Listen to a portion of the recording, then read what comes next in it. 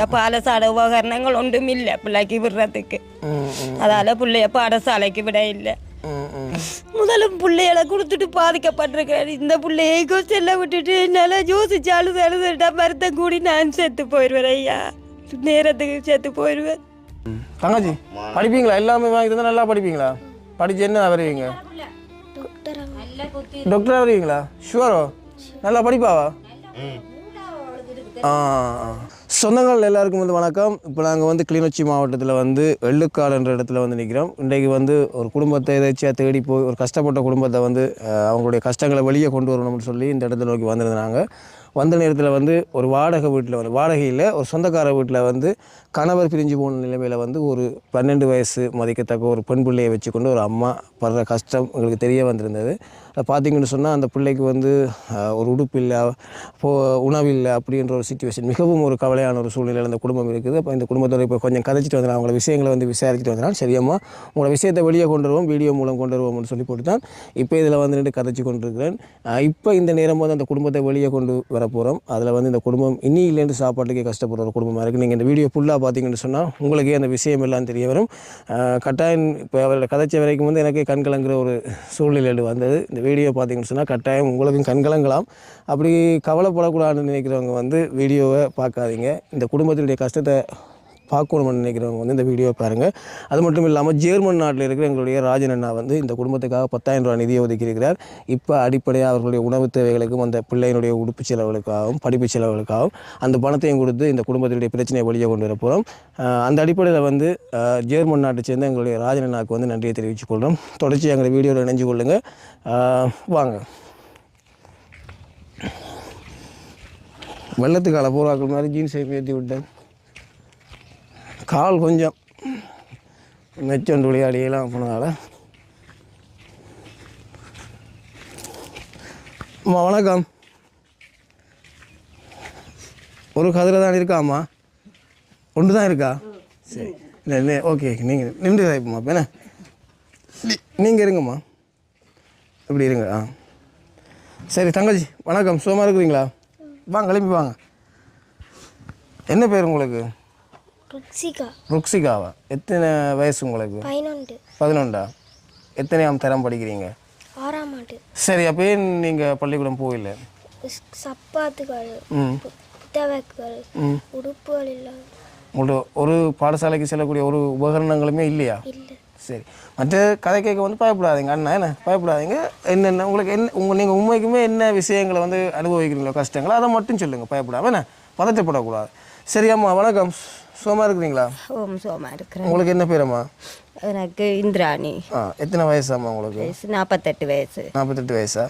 சரி, நீங்கள் இப்போ இந்த என்னட்ட நான் முன்னே கதை கேட்க சொல்லியிருந்தீங்க. இப்படி அங்கே இருந்து இப்படி சொந்தக்கார சாப்பிட கஷ்டம், உடுப்பே இல்லாமல் இப்படி இந்த சொந்தக்காரர் வீட்டை இருக்கிறோம்னு சொல்லியிருந்தீங்க. இந்த பிரச்சனைக்கு என்ன காரணம்? காரணம் என்னது? என் சொந்த இடம் இதுதான். நான் முதல் கல்யாணம் கட்டி அவர் சரியான கொடுமை. அவரால் கைவிடப்பட்ட நான் கைவிட்டு போனான் முகாமுக்கு போய் ஆக்களோட போய் இருந்து முகாமில் இருந்து 2வது கல்யாணம் கட்டி எனக்கு இப்போ ஒரு பொம்பளை பிள்ளை ஒன்று இருக்கிறா. அவராலையும் கொடுமை, அவரையும் விட்டுட்டு இப்போ எங்களோட சொந்தக்காரோட தான் இருக்கிறேன். எனக்கு காணி வீடு ஒன்றுமே இல்லை. எனக்கு இப்போ இந்த பிள்ளைக்கு படிப்பு செலவு, சாப்பாட்டு செலவு, அப்படி எனக்கு எதுவும் தந்து உதவி செய்யும்படி தாழ்மையுடன் கேட்குறேன். சரி, அப்போ உங்களுக்கு இவா தனியே தான் பிள்ளையா?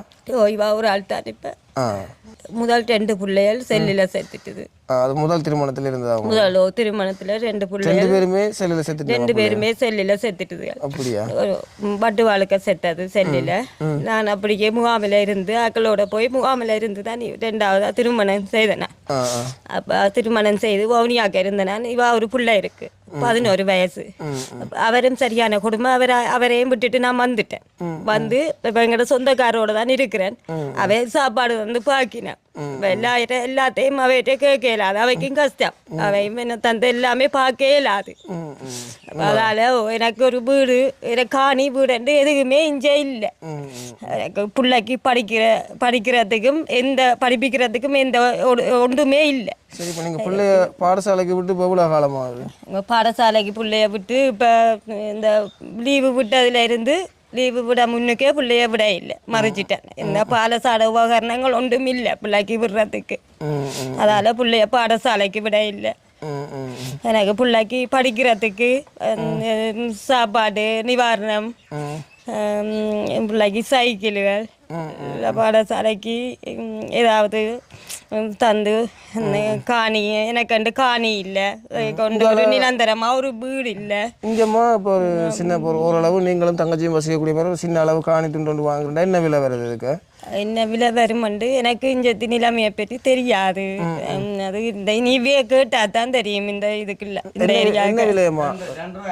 2 லட்சம் ரூபாய்க்கு எடுக்கலாமா? 2 லட்சம் ரூபாய்க்கு ஒரு காணி எடுக்கலாமா? பருமதி குறைவு தானே நான் உண்மைக்குமே. இதில் இருந்து ஒரு 3 கிலோமீட்டரில் 2 காலேக்கர் காணி 15 லட்சம் 20 லட்சம் போகுது. இங்கே 2 லட்சத்துக்கு எடுக்கக்கூடிய மாதிரி இருக்கா? ஓ 2 லட்சத்து. சரி, ஓகே. அதில் இப்போ உங்களுக்கு ஒரு குடிசை வீடு வேணாம்மா? எனக்கு ஒரு பெருசா இல்லை, எனக்கு ஒரு சின்ன குடிசை ஒன்று போட்டு தந்தீங்கண்டா இதுக்கா குடிக்க மாதிரி 2 பேரும். சரி, அப்போ தங்கச்சி சொல்லுங்க, என்ன உங்களுக்கு மனரீதியாக நீங்கள் ஏதாவது கவலைப்படுறீங்களா இந்த விஷயங்களில் வந்து? இல்லையா?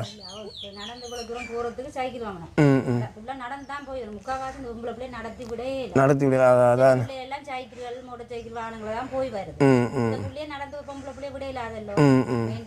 சரி. இங்கேருந்து பாடசாலை எவ்வளோ தூரம்? 3 கிலோமீட்டர். என்ன 3 கிலோமீட்டர் நடந்து போகணும்? அப்படியா? அதுவும் சின்ன பிள்ளை வாகும் வருத்தம் கொண்டு விடுற கஷ்டம் தானே.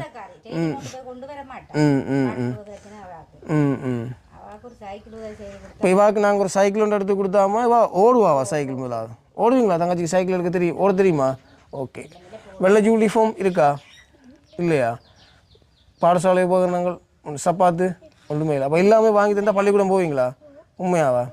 சரி. வேறு என்ன வேணும்? அம்மாவோட நீங்கள் சந்தோஷமாக இருக்கிறேன்னு சொன்னால் நான் வரைக்கும் வந்து அம்மா என்கிட்ட ஒரு விஷயம் ஒன்று சொன்னால் நான் சொல்கிறேன்னு சொன்னால் பிள்ளைய ஹாஸ்டல் விடுறதுக்கு விடணுமெண்டான்னு ஜோதிச்சுவா. ஆனால் 2 பிள்ளைகள் வந்து செல்லில் செத்தால் வந்து அவன் மன ரீதியாக வந்து சரியாக பாதிக்கப்பட்டிருக்குன்னு சொல்லி இந்த இவருடைய உறவினர் வீட்டு தான் அவள் இருக்கிறா. அப்போ அந்த உறவினர் சொல்லியிருந்தேன் எனக்கு மன ரீதியாக அந்த 2 அதுலேயும் இந்த பிள்ளையும் வந்து அவள் ஹாஸ்டலில் கொண்டு விட்டுட்டான்னு சொன்னானே. அப்படி தானே? இன்னும் பாதிக்கப்பட்டுருவானே. அப்போ அதனால் வந்து அப்படியாம்மா ஹாஸ்டலில் கொண்டே விடுவோம்மா பிள்ளையா? ஹாஸ்டலில் கொண்டே விட்டாமா. நான் வருத்தக்காரி, எனக்கு முட்டு வருத்தம் இருக்கு, நுரையீரலில் கிருமியால் பாதிக்கப்பட்டிருக்கிறேன். நான் ஒரு வருத்தக்காரி. முதலும் பிள்ளைகளை கொடுத்துட்டு பாதிக்கப்பட்டிருக்கிறேன். இந்த பிள்ளையை ஹாஸ்டலில் விட்டுட்டு என்னால் யோசிச்சு அழுதுட்டா வருத்தம் கூடி நான் செத்து போயிடுவேன். ஐயா, நேரத்துக்கு செத்து போயிடுவேன். பிள்ளை இந்த புள்ள சீரழிஞ்சு போயிடும், பொம்பளை புள்ள. அதனால தான் கொஞ்ச நாளைக்கு அப்போ படிப்பிச்சு போட்டு கொஞ்சம் ஒரு 15 வயசு வரை அப்படி விடுவோம்னு பார்க்குறேன்.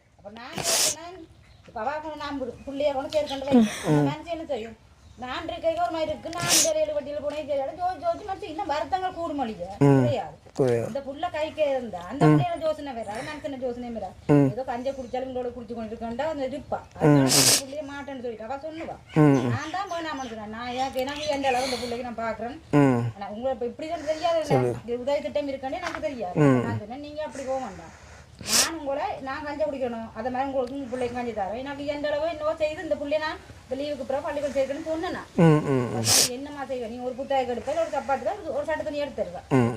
நீ பார்க்கலாதான் என்ன எடுக்கலாம்.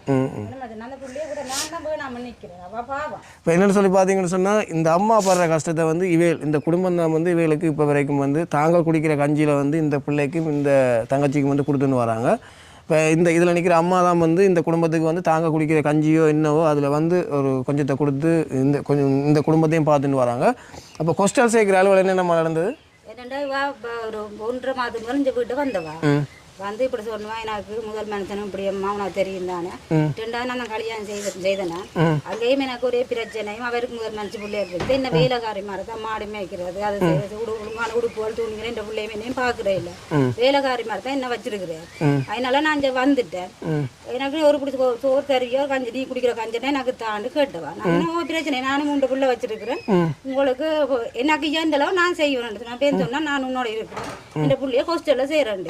அப்போ நான் சொன்னேன் வேணாம், நானுமே 3 பிள்ளை வச்சிருக்கிறேன். இந்த பிள்ளைய 2 பொம்பளை பிள்ளை இல்லை தானே, இந்த பிள்ளையோட இருக்கட்டுக்கு நான் குடிக்கிற கஞ்சி அந்த பிள்ளைய கொடுக்குறட்டு நான் சொன்னேன்.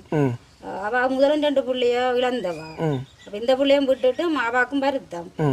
இதையும் விட்டுட்டு அப்போ எந்த ஜோஜோ வரதுக்காரி ஆயிடுவா. அப்போ நான் சொன்னேன் என்னோட இருக்கட்டுக்கும். நான் எனக்கு என்ன இயண்டலும் நான் என்ன ஒரு தட்டு துணி ஏதோ பழம் கொடுப்பேன் இந்த புள்ள போடுற மாதிரி இந்த பிள்ளையும் போட்டுக்கொண்டு போட்டுமே நான் தான் மறைச்சி வச்சிருக்கிறேன். அவைக்கு இயண்டலும் உதவி செய்யலாம் செய்யுங்க நீங்கள். சரிம்மா ஓகே, நான் கூட இது மறைச்சி விடுறேன் பேசு. இப்படி தான் இந்த அம்மாக்களுடைய சூழ்நிலை வந்து போய்கொண்டிருக்குது. எந்த ஒரு பாடசாலை சம்மந்தமான எந்த ஒரு உபகரணமும் இல்லாமல் வந்து படிக்க வேண்டிய ஒரு வயசுக்கு தரம் 6ல் படித்து கொண்டிருக்கிற பிள்ளை பாடசாலை போக முடியாமல் நிற்கிறாங்க. அது மட்டும் இல்லாமல் இந்த அம்மாவாலயம் வந்து வேலைகள் செய்ய முடியாது. நம்ம அவங்களால எந்த ஒரு வேலையும் செய்யலாம், வேலையும் செய்யல. அது மட்டும் வருத்தக்காரி. அதோட எல்லா கிருமியால பாதிக்கப்பட்டிருக்கிறேன். வேலைகள் செய்ய இயலாது. அப்போ உங்களுக்கு நம்ம இங்கே ஒரு வருமானம் தரக்கூடிய மாதிரி ஒரு விஷயம் ஒன்றை செஞ்சுதாருன்னு சொன்னால் ஒரு வேலை உங்களுக்கு அந்த காணி அந்த வீடுன்றது வந்து சக்ஸஸ் ஆகாட்டிக்கும் உங்களுக்கு வந்து ஒரு வருமான ரீதியாக வந்து ஒரு தொழில் ஒன்று செஞ்சுதாருன்னு சொன்னால் நீங்கள் என்ன மாதிரி தொழிலை வந்து எதிர்பார்ப்பீங்க? அப்படி என்ன தொழில் இருந்தால் நீங்கள் பிள்ளைக்கு மாதம் மாதம் பாடசாலை உபகரணங்களை வாங்கி கொடுத்து படிப்பிக்கக்கூடிய மாதிரி இருக்கும் உங்களால்? இவைகளுக்கும் கஷ்டம் கொடுக்காம அவைகளும் கஷ்டப்பட்டு தான் கஷ்டப்படணும். இப்போ இவங்களோட சூழ்நிலையை பார்க்க நீங்களும் சரியாக கஷ்டப்படுறீங்க. ஏன்னா தெரியுது உண்மை, உங்களோட குடும்பமே கஷ்டத்திலான் இருக்கிறீங்க.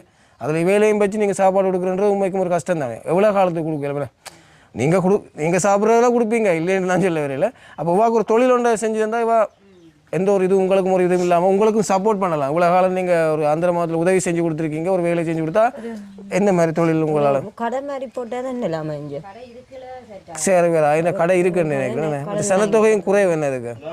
கடன் வாங்கிடுங்களேன். எனக்கு கோழிகள் வாங்கி கொடுத்தா களவுகள் போகாதா? ஓகே. கூடு கூடு கோடி வளர்த்தா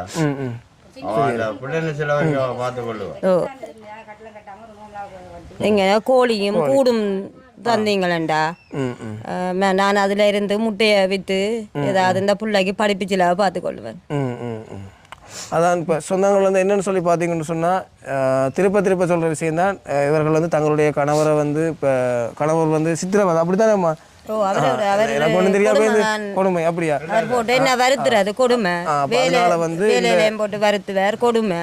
இந்த பிள்ளையும் கூட்டிக்கொண்டு வந்து தங்களுடைய உறவினர் கிட்ட வந்துட்டா வந்து இப்போ பிள்ளை வந்து பாடசாலை போகிறதுக்கு வந்து எந்த ஒரு உபகரணமும் இல்லாமல் இருக்கிறாங்க.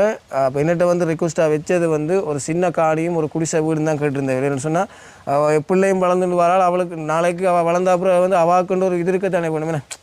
ஒரு சின்ன ஒரு இப்போ நாளைக்கு வந்து இந்த அம்மாவுக்கு மீதும் நடந்தாலும் நடக்காக சொல்கிறேன் நான். பிள்ளைக்கண்டு ஒரு இது அப்போ இதுக்கு காணியும் விலை குறைவாக இருக்குதுண்ணே. 2 லட்சத்துக்கு 1/4 ஏக்கர் காணி எடுக்கக்கூடிய மாதிரி இருக்குது. அப்போ ஒரு குடிசையை வந்து நாங்கள் ஒரு 1 லட்சம் ரூபாய்க்கு போட்டாலும் வந்து ஒரு 3 லட்சம் ரூபா காசு இதுக்கு முடியும். பிள்ளைங்க பாடசாலை இதுகளை சேர்த்து ஒரு 4 லட்சம் ரூபா காசு. 4 லட்சம் ரூபா காசுன்றது வந்து ஒரு தனிநபருக்கு அது பெரிய காசாக இருக்கும். ஆனால் இந்த வீடியோ பார்க்குற ஒவ்வொரு சொந்தமும் வந்து இந்த பிள்ளையை வந்து இந்த பிள்ளை முன்னுக்கு வரணும்னு நினச்சி ஒரு 50,000 இல்லை ஒரு 20,000 சொல்லி ஒரு 6-7 பேர் செய்யக்க வந்து ஒரு ஆளை செய்யக்க வந்து அது பெரிய அமௌண்ட்டாக இருக்கும். 4-5 பேர் 10 பேர் இணையக்க வந்து அது ஒரு சின்ன அமௌண்ட்டாக மாறிடும். ஸோ உங்களால் முடிஞ்ச சின்ன சின்ன உதவிகளை சேர்த்து அவ இப்போ இருக்கிறா அவாக்கு ஏதோ ஒரு வார்த்தை அந்த பிள்ளைக்கு ஒரு துண்டு காணி வேணும், அவ படிக்கணும், படிக்க நல்ல மனுஷனா இருக்கணும். தங்கச்சி படிப்பீங்களா? எல்லாமே வாங்கி தந்தா நல்லா படிப்பீங்களா? படிச்சு என்ன வருவீங்க? டாக்டரா வருவீங்களா? ஷுவரோ? நல்லா படிப்பாவா? கட்டிக்கார பிள்ளைன்னு சொல்லி நம்ம அப்போ படியா படிக்கணும். சரியா? சரி. அப்போ உங்களுக்கு என்னென்ன வேணும் இருக்கா சொல்லுங்க. சைக்கிள் வேற? ஸ்கூல் உபகரணங்கள் என்ன வேற? வீடா? சரி. வீடுன்ற பெரிய மாளிகை வீடு நினைச்சிட்டாங்க. அந்த பிள்ளை வசிக்கிறதுக்கு ஒரு வீடு கேட்குது, ஒரு குடிசை வீடு. என்னவோ வேற? கோழி. சரி கோழி. அப்போ சரி தங்கச்சி வந்து இவ்வளோ ரிக்வஸ்ட் வச்சிருக்கா. நான் மேக்ஸிமம் உங்களுக்கு ஒரு அண்ணா மாதிரி தான் அவ்வளோ உங்களுக்கு எடுத்துறதுக்கு நான் முயற்சிப்பேன்.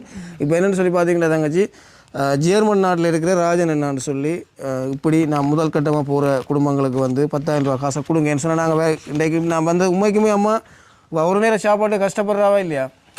நீங்கள் அந்த காசை கஷ்டப்பட்டு நீங்களும் கஷ்டப்பட்டு தான் அந்த குடும்பத்தை கொடுக்குறீங்கண்ணே இந்த 2 பிள்ளைங்க. அப்போ சாப்பாட்டுக்கு உதவியாக இருக்கும்னு சொல்லி நாங்கள் அந்த 10,000 ரூபா காசு கொடுக்குறோம். அப்போ ஜெர்மன் நாட்டில் இருக்கிற ராஜன் அண்ணா வந்து இன்றைக்கு உங்களுக்கு இந்த 10,000 ரூபா உதவியை வந்து செஞ்சுருக்கிறேன் அம்மாவை. அவர் உங்களுக்கு ஒரு அண்ணா மாதிரி. நாங்கம்மா வடிவாக சாப்பிடுங்க. பிள்ளைய வந்து பாடசாலை அனுப்புறதுக்கான எல்லா வழிகளையும் வந்து இந்த வீடியோ மூலமாக உங்களுக்கு செஞ்சு தரத்துக்கு முயற்சிக்கிறேன். தங்கச்சிக்கு சந்தோஷமா? என்ன சாப்பாடு பிடிக்கும் உங்களுக்கு? இறைச்சி மீன் அதுகளில் வந்து என்ன இறைச்சி? கோழி இறைச்சியா? அப்போ இன்றைக்கு கோழி இறைச்சி வாங்கி சமைங்க தங்கச்சிக்கா வெள்ளிக்கிழமை வெள்ளிக்கிழமை ஐயோ சரி நாளைக்கு சாப்பிடுங்க அப்போ என்ன ஓகே இந்த காசு இந்த 10,000 ரூபா காசை எங்களுக்கு இவ்வளோ கஷ்டத்து மத்தியிலும் இந்த 10,000 ரூபா காசை தந்து உதவி செய்தவர்களுக்கு ரொம்ப மன வருத்தத்தோட நன்றியை செலுத்துகின்றேன். சரி கவலைப்படாங்கம்மா ஓகேயா சரி தங்கச்சி அப்போ அண்ணா போயிட்டு வரட்டா கவலைப்படாங்க பாடசாலை இதுக்கான விஷயம் எல்லாம் செஞ்சுதாருன்னா சொந்தங்கள் வந்து இப்போ இந்த குடும்பத்தினுடைய இதை பார்த்துருப்பீங்க உங்களுக்கு உதவி செய்யணுன்றவர்கள் வந்து கீழே இருக்கிற தொலைபேசியில் இருக்கிறது தொடர்பு கொண்டு அவர்களுக்கான உதவியை செய்து கொள்ளலாம். நான் சொன்ன பணத்தொகை வந்து பெருசாக இருக்கலாம் அதை வந்து ஒரு தனிநபரால் செய்யலாது எல்லாருமே இணைஞ்சு இவர் செய்வார் அவர் செய்வார் இல்லாமல் இந்த வீடியோவை பார்த்து செய்யணும்னு நினைக்கிற ஒவ்வொரு சொந்தமும் வந்து இந்த கீழே இருக்கிற தொலைபேசியில் இருக்கிறது தொடர்பு கொண்டு உங்களால் முடிஞ்ச உதவியை செய்வதன் மூலம் வந்து இன்னும் ஒரு 10 நாளில் வந்து இதில் அழுகிற அம்மா இதில் கவலைப்பட்ட தங்கச்சின்ற முகத்தில் வந்து நாங்கள் 10 நாள்லேயே சந்தோஷத்தை பார்க்கலாம். சரியாம்மா போயிட்டு எல்லாம் நல்லா நடக்கும் கவலைப்படாதீங்கண்ணே. சரி போயிட்டு வரணும்மாவா தங்கச்சி பாய் பாயா சரி